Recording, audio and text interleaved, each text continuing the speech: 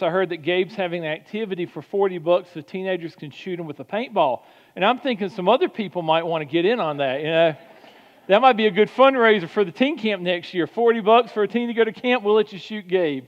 And then some very inappropriate person wanted to know if I was going to let them shoot me for $40. And I told her, we're not offering that, just Gabe.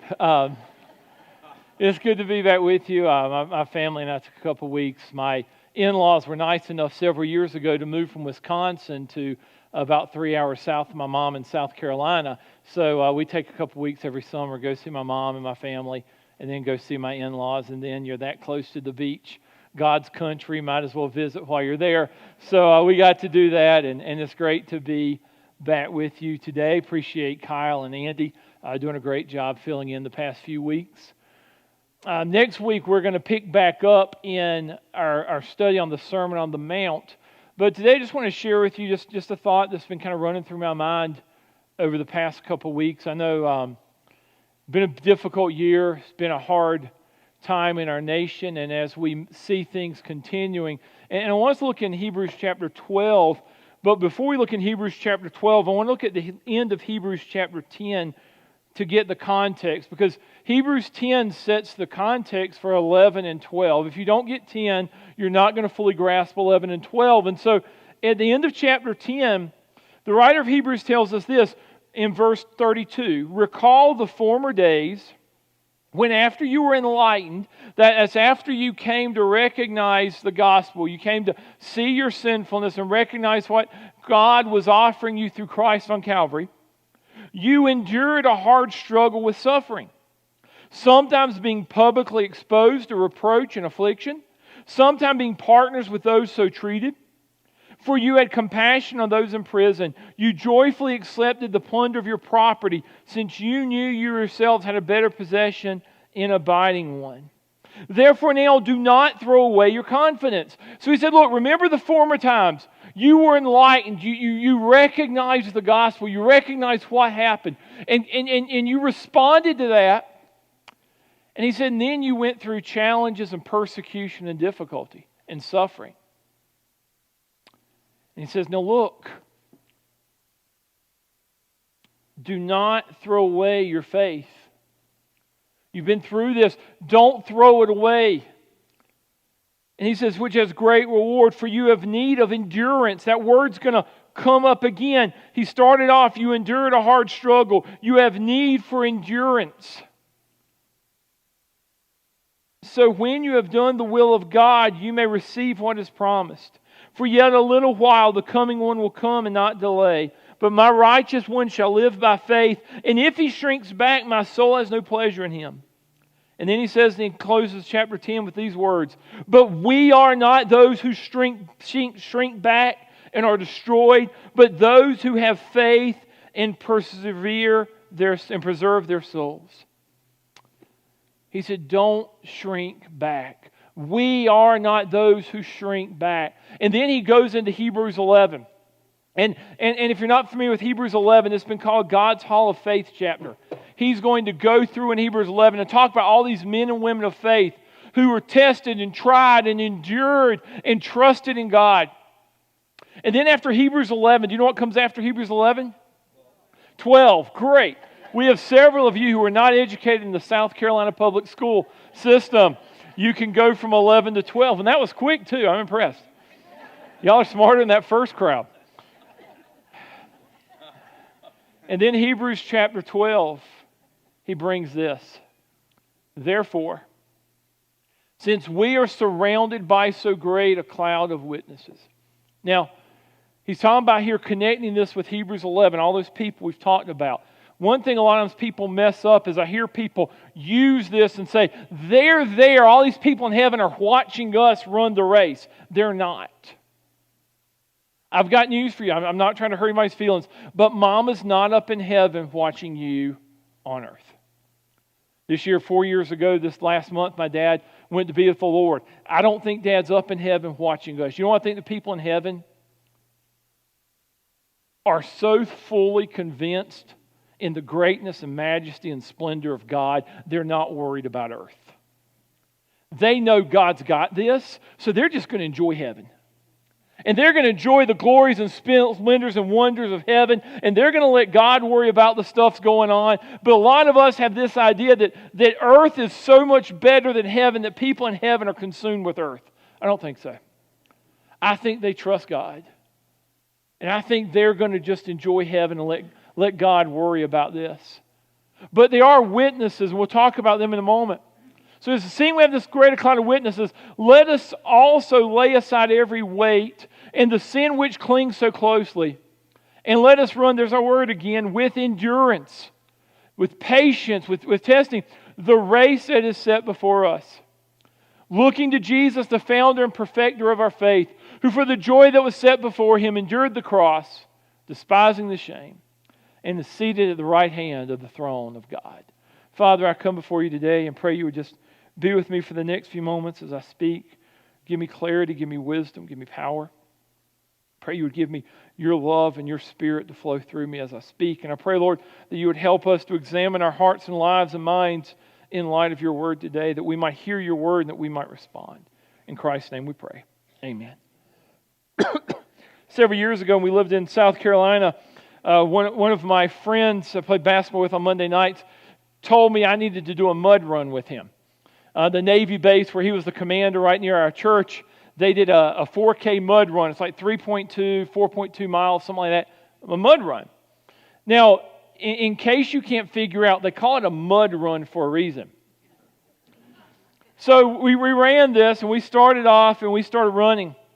And the first quarter of a mile or so, you're running through these woods and it's kind of a nice little path and it's great. And then all of a sudden you come to this 12 to 15 foot mud pile of good old South Carolina red clay that's just soaking wet. And most people are trying to get over this thing and they just jump on there and they're climbing it. Well, there was this one group, you have teams of 2 or 4, and there were these 2 girls on the side, and they had these brand new white t-shirts. They were like perfectly crisp. They had obviously bought for this event. And they have these new tennis shoes on, and they're trying not to get mud, and they're barely trying to touch the heel. And I'm like, okay, do you understand why they call it a mud run? Now, I thought it was really funny. Since my buddy was the commander at the base, he had gotten a tour of the course the week before, and he told me what the course was. And I knew on the other side of that 12 to 15 foot clay hill was a 100-yard mud pit. And when you got over, the next thing you did is you jumped neck deep in mud. And they had these logs, and one log you went over, and the next log you went under.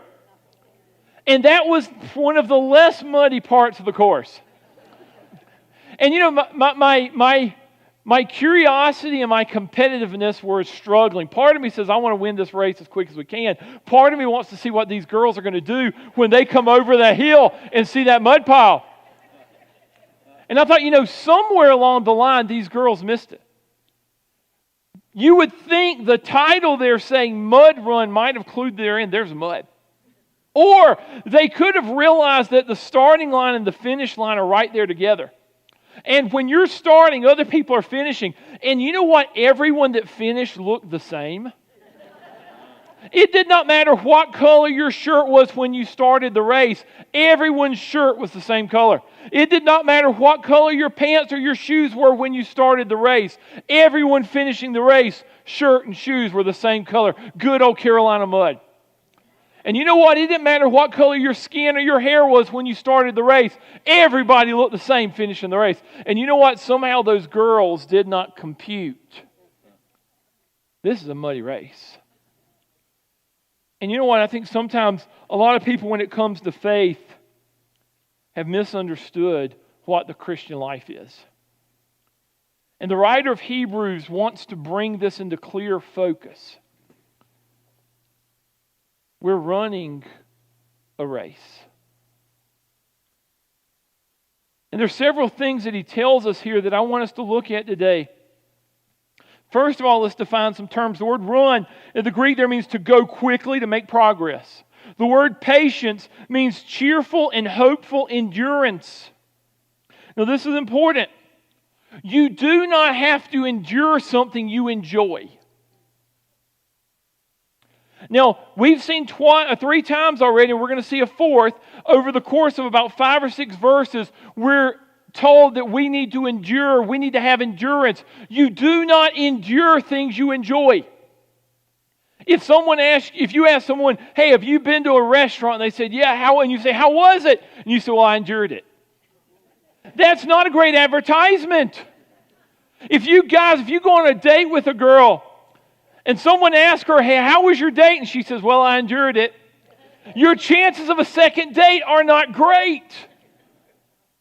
And the fact that the writer of Hebrews keeps emphasizing endurance, it tells us something about this. He also tells us it's a race. The word there is the word agona, from which we get our word agony. It's also the word that was used for the stadium in which the contest would be run. The Olympics started this week, and he's tying in the original Greek Olympics.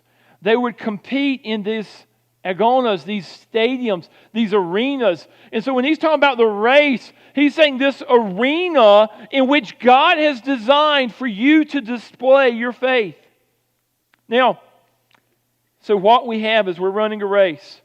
And it will be agony. It will be hard. You will need patience.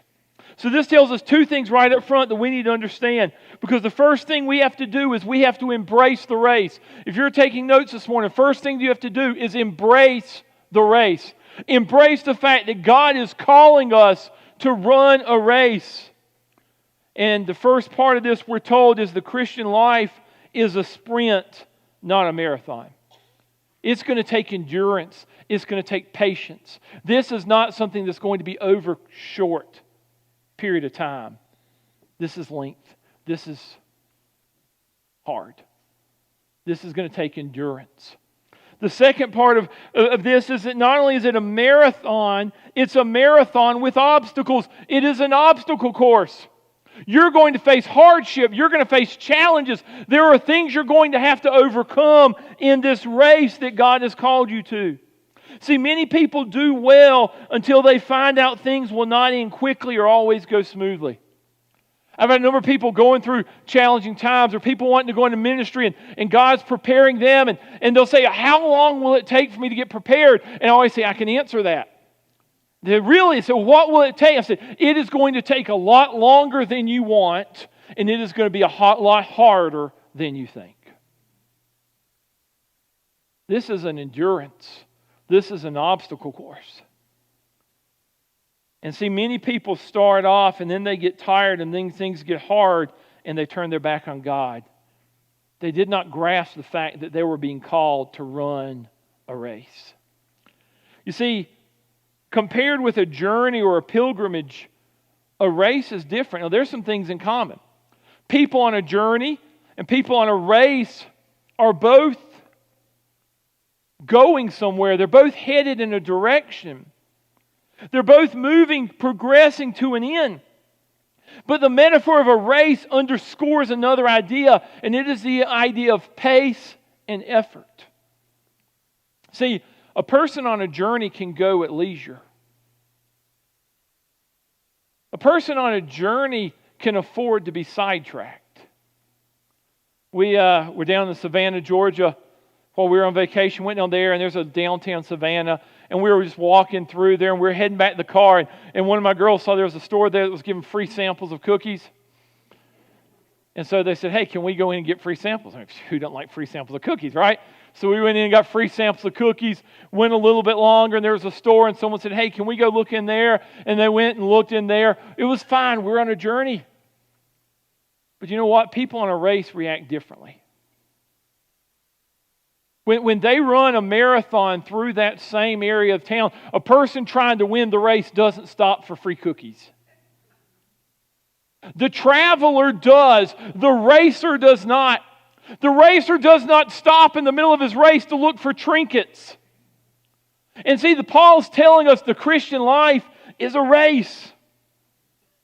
A person traveling may rest. He gets a little tired, she gets a little tired, find a tree, find a bench. They can diverge from the road, a racer doesn't. When a racer gets tired, they push on. They keep going to the finish line. They're not afraid of dust or sweat. They tax the muscles. Their lungs are panting. But they're determined to reach the goal and win the prize. So the first thing we have to do is we have to embrace the race. But he tells us something else. We have to lay aside the baggage. Notice he says, let us also lay aside every weight and the sin which clings so closely. Now, a lot of us think in the Christian life, we think sin is bad, avoid sin, but everything else is okay. And you know what he tells us here? That's not the case. He tells us we have to get rid of the sin, but we also have to get rid of the weight. Not everything that hinders you is evil. Not everything that hinders you is evil. There are some things that need to be laid aside so I can run the race, the course God has set before me. And they're not sinful. They're just not helpful either. They can be given too much attention. It can be relationships. It can be a career. It can be recreation. It can be friends. It can be possessions. It can be pleasures. There can be things that aren't bad in and of themselves, but they become a hindrance to running the race. And the writer of Hebrews says those things have to be set aside. And then he says, laying aside the sin which clings to us, or besetting sin. There's a term we don't use much, besetting, to beset. You go back in the Puritan writers in the 15, 16, 1700s, they use this term of besetting sin. And they believe that most of us have certain sins that they would call a darling sin or a pet sin. That we're willing to get rid of a lot of sin, but there's one or two sins that we hold on to, we cherish, we hide, we protect. Like King Saul, when God told him to kill the Amalekite sheep and cattle, it says he killed all of them except he kept the best of the sheep and the cattle. Maybe there's some area of bitterness or resentment that you're holding on to. Maybe it's some sin, a lust or greed or envy or jealousy that you refuse to let go of. Listen to what John Bunyan wrote. There is a man who is plagued by many sins, perhaps because he embraces one. Well, let him turn that one out of the door, and he may well be on the way of being rid of the rest. Keep thee from thy darling, thy bosom, thy constitute sin. There was a Russian runner, Bortkov, who won an Olympic gold medal, and then he came to America and ran in several races, and he kept losing. And someone asked him why he kept losing, and he said, I think it's because I'm about 3 pounds overweight. Now, most of us would love to have to deal with being about 3 pounds overweight.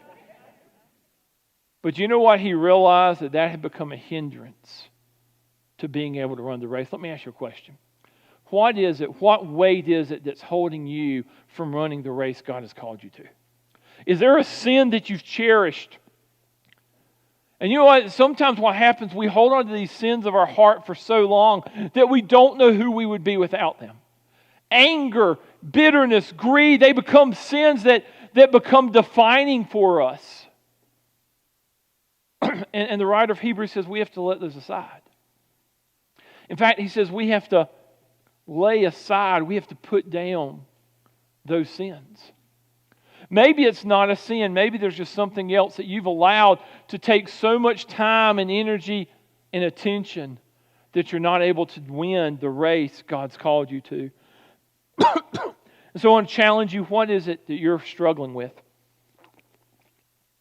What is the weight? So first, embrace the race. Secondly, remove the baggage. And then thirdly, accept your course. Let us run with endurance the race, the course that is set before us. Now, there is a course you must run in your life. Now, a few thoughts about your course. Number one, everyone's course is different. Don't get upset when people are running a different course than you are. Don't try to make everyone else run your course. Everyone's course is different. Not only that, everyone's course is difficult. Life's hard. Think about this next time you get frustrated with someone.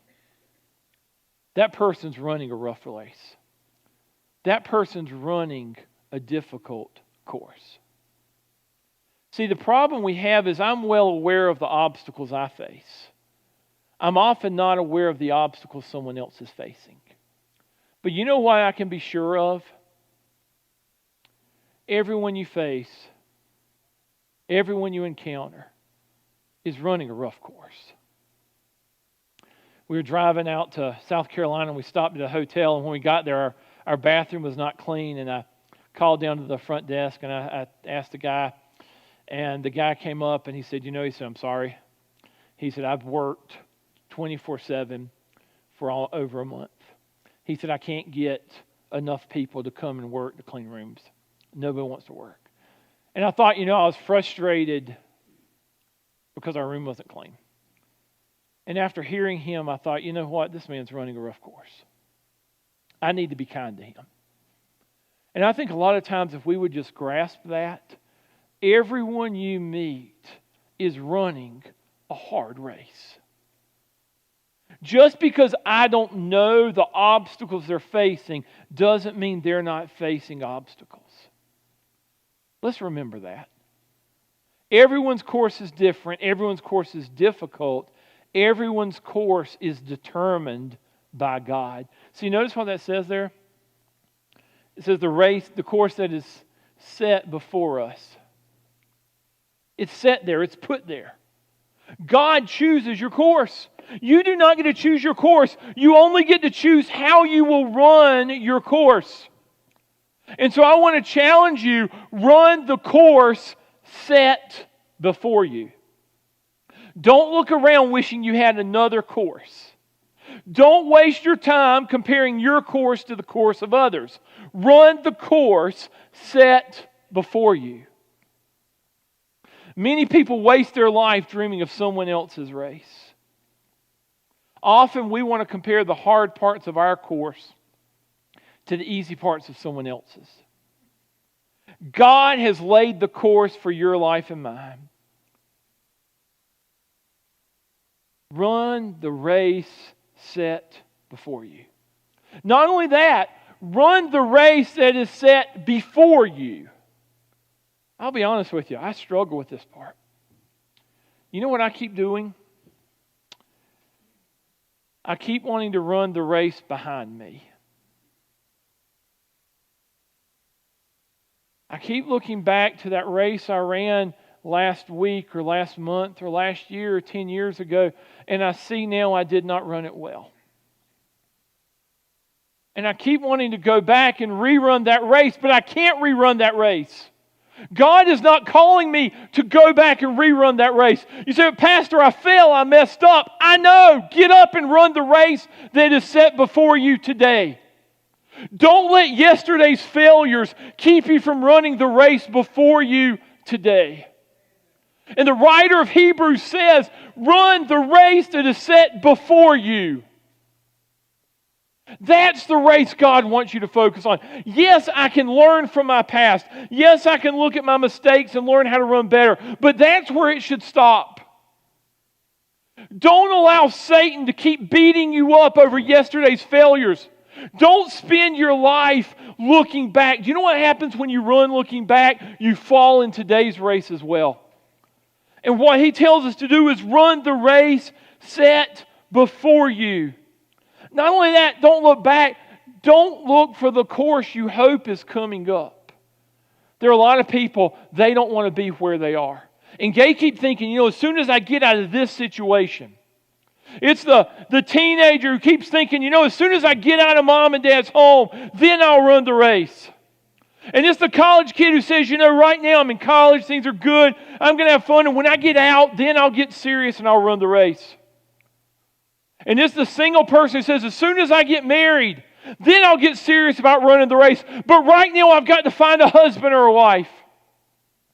And it's the young married couple who's committed to their career, and they said, right now I've got to get the business running, and I got to get my career going. And as soon as things get good, then I'll run the race. And it's the married couple who thinks, you know what? If only I were in a different marriage, or if only my spouse would change, then I'd run the race. And it's the people that are looking towards retirement and they say, you know, things are going right now and we've got a little bit left. We've got to save for retirement. We've got to push. Then we'll run the race. And then they retire and they say, you know what? We're tired. It's time for us to relax. And they never get around to running the race.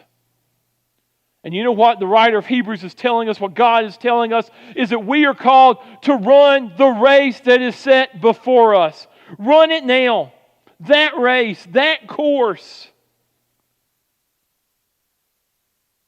What is your course? See, if you're a teenager at home right now, your course is to honor and obey your parents. It is to do your best in school. It is to learn and to grow and to represent God in that arena. As you're an adult, in the relationship you're in, single or married, it's not to pursue getting a different one. It's not to pursue getting another job. Yeah, God may provide another job. God may provide a spouse. But it is to glorify God where you are right now. Heard about a couple, their marriage was real tense. And they were both Christians. They didn't believe in divorce. And finally the wife came to him and said, honey, neither one of us believes in divorce and we're not getting along. And I've been praying about this, and I think what we should do is we should pray that whichever one of us is causing the problems, God will just take on to heaven. And she said, and then after you're gone, I'll move in with my sister.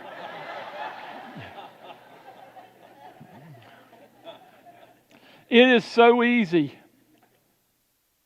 to look to get out of the course I'm in. But that's not what God's called us to do. He has called us to run with patience the race that is set before us today. Let me ask you a question. Just answer these for yourself. Do you spend more time trying to change your course or trying to run your course well? Be honest with yourself. Do you spend more time praying about God giving you a new course, a different course, or praying for God to give you the wisdom and strength for your present course? Do you spend more time talking to people, complaining about the course you're called to run, than you do asking them to give you wisdom and direction and encouragement in running the course you're called to run? Do you daydream about another course, or do you plan and prepare for the course before you? I can argue or pout or rebel, or I can run the course set before you. A guy named Walter Ciszek, I'm going to read something from one of his books. It's one of those powerful things I've ever read. It's longer than what I would normally read. But to give you the context, we had gone to North Carolina to start a church in 2008. The economy fell. Everything fell apart. Murphy's Law was amply illustrated through everything that went on over the next 2 years. If anything can go wrong, it will. Everything did. And we ended up having to close the church. And I became very discouraged. I became very frustrated. You know, here, God, we stepped down in faith, trusting you, and you let us drown. While I was struggling with that, I came across a quote by Walter Ciszek. And I got his book and read his book. And to give you the background, Ciszek was ministering in Poland right before World War II. When Russia invaded Poland, they offered jobs to the Polish men if they would go to Russia to work. And they ended up shipping them to Siberia to work in mines in these mining camps. In harsh environment for very little pay. Well, Walter Ciszek and a friend of his, another minister, they felt God leading them to go and minister to these men. Now, because of communist Russia, they could not go as ministers of the gospel. So they said, we're just going to sign up as workers. So they volunteered to go to Siberia and work in mines so they would have an opportunity to minister to these men. On their way, the Russians found out their true identity. They were arrested, and for the next 7 years, Walter Ciszek was in a solitary confinement cell in a place called Temple Gora. For 7 years, once a week, he would see people when they were herded into a public shower, stripped naked and hosed off with fire hoses. Twice a day, a guard would slide a plate under his food. The only other person he saw, except for a few extreme situations, were the interrogator he would meet with once a week, who would yell at him, curse him, threaten him, bribe him to try to get him to confess to things he had not done. And Walter Ciszek started struggling. He said, here I am trying to serve God. We came to minister to people, and this is what we get. And he writes about that experience. It's one of the most convicting things I've ever read. Listen to what he said. The first principle and foundation of the Christian life, according to St. Ignatius, is that man is created to praise, reverence, and serve God our Lord.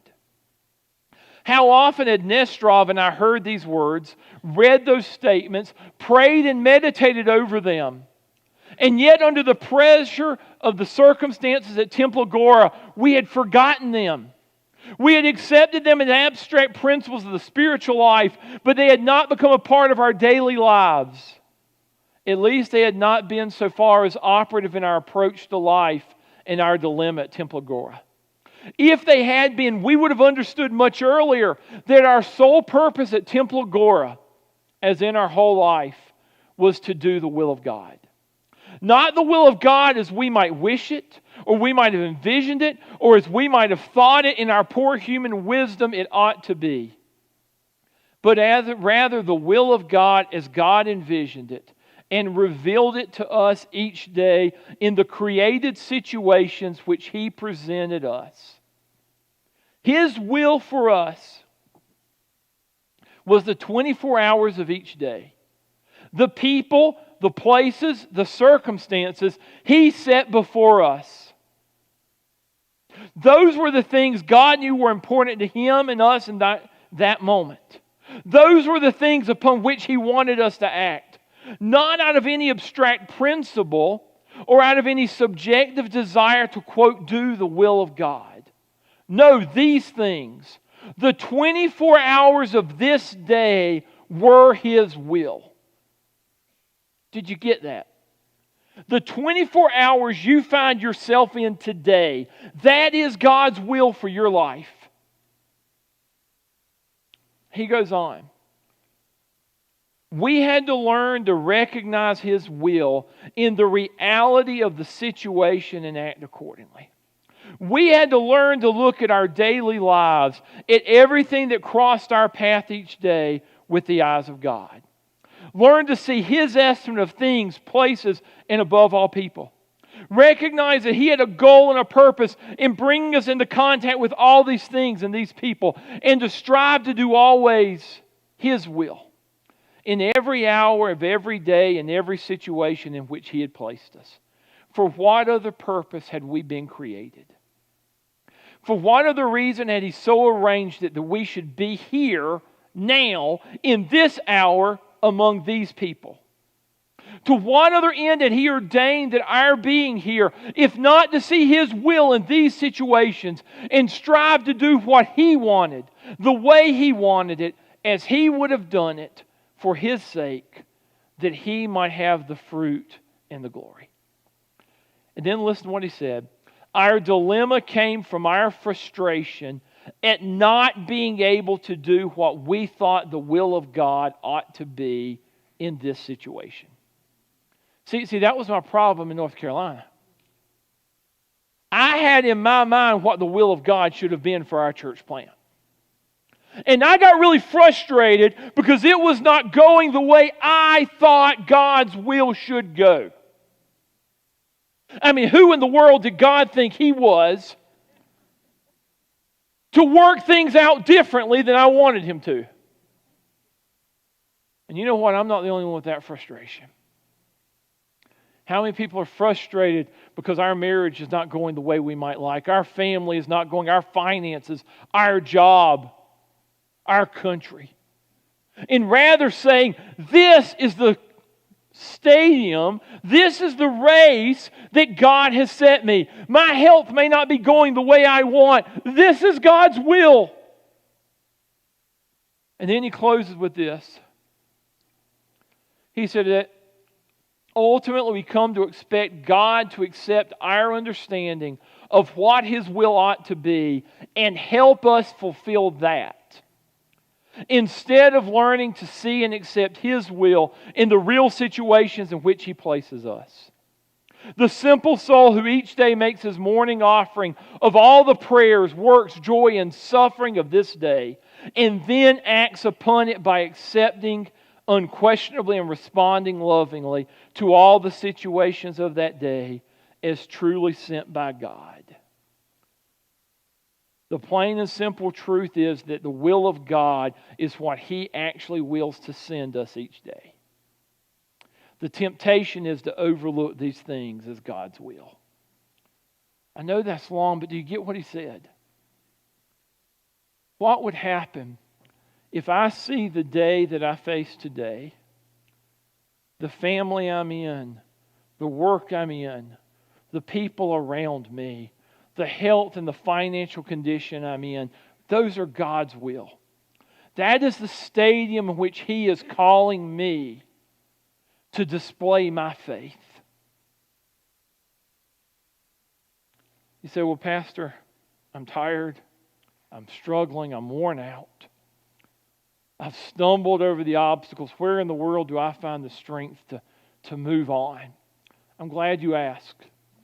Because the writer of Hebrews tells us, looking to Jesus, the founder and perfecter of our faith, who for the joy that was set before Him endured the cross, despising the shame, and is seated at the right hand of the throne of God. That word look means to consider attentively, to look away from everything else and fix your attention on one thing. Look away from the world. Look away from your troubles. Look away from other people. Look away from your obstacles and set your attention on Jesus. As long as Peter focused on Jesus, he walked on the waves. When Jesus took his eyes off Jesus and put them on the waves, he sank. For 40 days, King Saul looked at Goliath and trembled in fear. David came along and looked at God and killed Goliath. Look to Jesus. Notice what it says there. Looking to Jesus, who for the joy that was set before Him. That phrase, the joy that was set before Him. Notice, run with endurance the race that is set before us. It is the exact same word in Greek.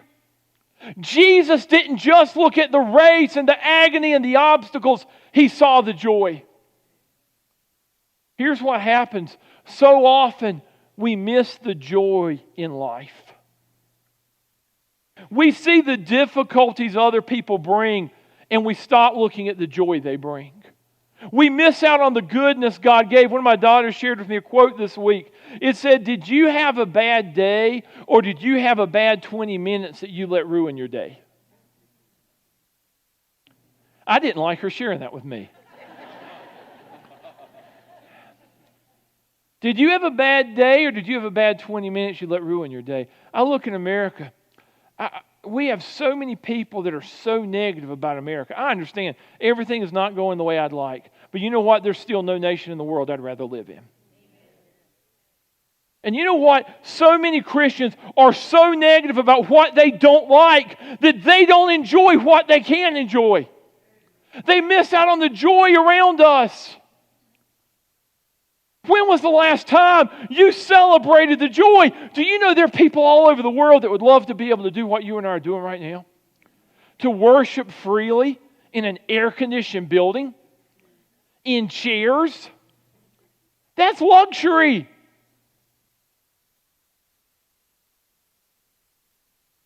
If you live in America, you're one of the 2% richest people in the world. Do you realize that? You say, well, so-and-so has more money. Do you know how many people have less? You say, well, my spouse isn't perfect. I know. My wife married the perfect person. Everyone else has to settle. Here's the reality. It's easy to recognize the hardship and miss the joy. Jesus saw the joy. He saw the joy in the life around Him. He knew the cross was coming. He saw the joy in doing the Father's will. He saw the joy in ministering to people. And He saw the joy in knowing the reward for eternity. And so I encourage you, look to Jesus. There is no circumstance, no difficulty, no testing, no temptation where this is not a reliable counsel. Look to Jesus for your example, your instruction, your intercession, and your strength. Listen to what Robert Murray M'Cheyne, the 19th century Scottish divine, said. "Oh, brethren, could you and I pass this day through the heavens and see what is going on in the sanctuary above? Could you see what the child of God now sees who died last night? Could you see the Lamb with the scars of His 5 deep wounds in the midst of the throne, all surrounded by the odors? Could you see the many angels around the throne, whose number is 10,000 times 10,000 times 10,000, all singing, 'Worthy is the Lamb that was slain'? And were one of these angels to tell you, 'This is He who undertook the cause of lost sinners. He undertook to be the second Adam, the man in their stead. And lo, there He is on the throne of heaven. Consider Him. Look long and earnestly upon His wounds and upon His glory. And tell me, do you think it would be safe to trust Him?'" Look to Jesus. And then there's one last thing. Go back to the witnesses. Roger Bannister was the first runner to ever break a 4-minute mile. He's known, but the people that are forgotten are Chris Chataway and Chris Basher. They ran with him. One ran the first part of the race and the other one the second part of the race, because they ran to keep his pace, to encourage him. And so they knew they couldn't keep that pace the whole race. So one ran the first part, then the other one came along, and they helped him win the race. And you know what these people in Hebrews 11 are there for? They're there to help you and I win the race. When you're running your race and you become tired and you become weary, they come along and they whisper words of encouragement. Noah comes along and tells me to obey the command of God. The Bible tells several times that Noah did everything God commanded him. And even though the culture laughed at him, even though the people around him said he was crazy, he obeyed God and he saw his faith rewarded. Abraham tells us to follow the call of God, even when it costs much, even when the cost is surrendering your dreams and sacrificing your plans. Abraham says, follow the call of God, it's worth it. Moses tells me to pursue the company of God. And it said he forsook the wealth of Egypt, choosing to suffer affliction with the people of God rather than enjoy the pleasure of sin for a season. For he considered greater riches the reproach of Christ. And you know what Moses says? Even if it costs you the favor of the world and the rewards of the world, choose the company of God. And you know what? While we're racing, while we're running our race, Satan comes along and whispers, God can never use you. He will come along and whisper to you, God could never use you. Your past is too broken. And Rahab comes along and says, if God can take a pagan prostitute like me and use her to save her family and be a part of His plan to bring His Son to the world, He can use you. Don't give up. Finish the race. And when Satan says you're too insignificant, everyone else thinks so, you could never do anything great, David comes beside you and says, if God can take the youngest boy stuck with the sheep, the boy who all of his brothers and his dad thought would amount to little, and turn him into a giant killer and a king, He can use you. Don't give up. Finish the race. And when Satan comes along and says, you're too old, you're done, Sarah comes along and says, if God can take a 90-year-old woman and make her a first-time mom, He can keep His promise to you. He can use you. Don't give up. Finish the race. In 1968 Olympics in Mexico City, John Stephen Akwari from Tanzania was running in the marathon, and halfway through the race, he got caught up in a crowd of people and fell down. He dislocated a joint. He hurt his shoulder, had several other injuries. He had to get medical attention, have his leg brace wrapped.